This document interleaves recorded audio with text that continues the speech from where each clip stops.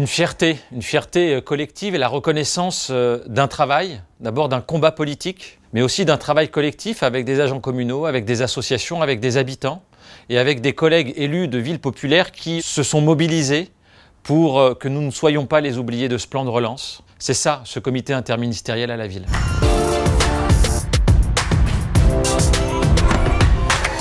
D'abord, nous devons assurer le service après-vente. C'est notre exigence auprès du gouvernement. Il y a le temps des annonces et il y a le temps de la réalisation concrète des annonces du niveau national au niveau local. Concrètement, pour les Grinois, quelques perspectives.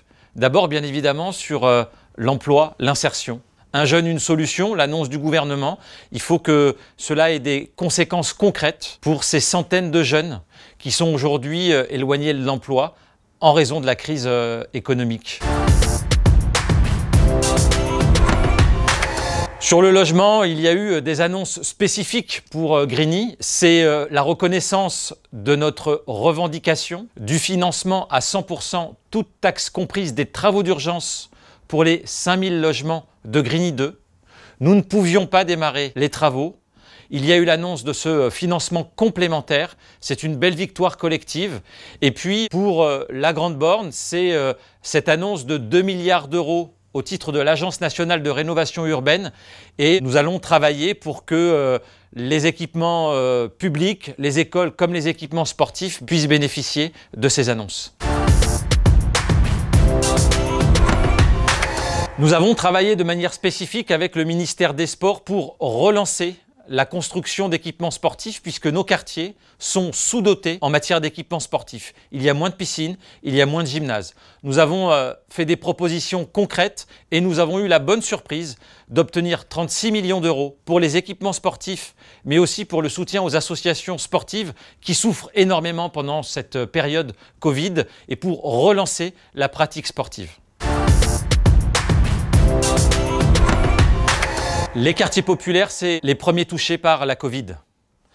Nous avons donc réclamé que le Ségur de la santé s'attache à apporter des réponses concrètes. Très concrètement, pour Grigny, les centres de santé sont présents, mais nous devons améliorer notamment l'équipement. Je pense à une échographie pour faire venir des gynécologues à Grigny, travailler pour faire venir des orthophonistes à Grigny, pour que d'autres pédiatres puissent s'installer. Donc nous avons encore beaucoup de travail en matière de santé.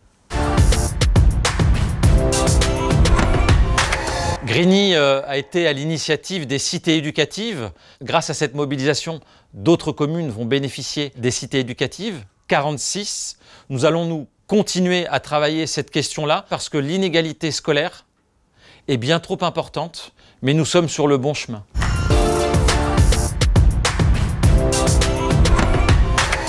Il y a deux manques principaux dans ce plan de relance. La culture, qui n'a été que trop peu abordée, et nous devons nous retrouver avec le Premier ministre et la ministre de la Culture pour qu'il y ait un plan de relance spécifique pour les villes et les quartiers populaires.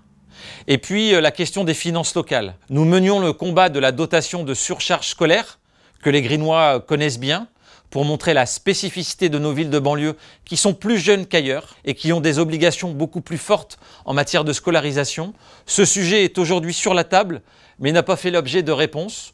De la même manière, nous souhaitons des compensations au titre des dépenses supplémentaires que nous avons eues pour le Covid, aujourd'hui restés sans réponse, comme restés sans réponse les fonds structurels européens qui ne bénéficient malheureusement pas aux habitants des quartiers populaires. Nous continuons le combat, nous avons des rendez-vous dans le mois qui vient avec le cabinet du Premier ministre, avec la ministre de la Ville, avec le préfet, pour que concrètement l'ensemble de ces annonces puissent bénéficier aux habitants des quartiers populaires.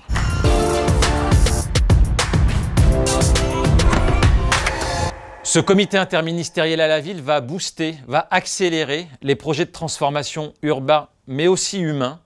Tous les sujets de la santé, de l'éducation, de la culture, du sport vont évoluer à Grigny. Et bien évidemment, cette transformation urbaine, que ce soit Grigny 2, la Grande Borne ou notre centre-ville, je suis convaincu que ce comité interministériel à la ville va être un accélérateur pour réussir Grigny.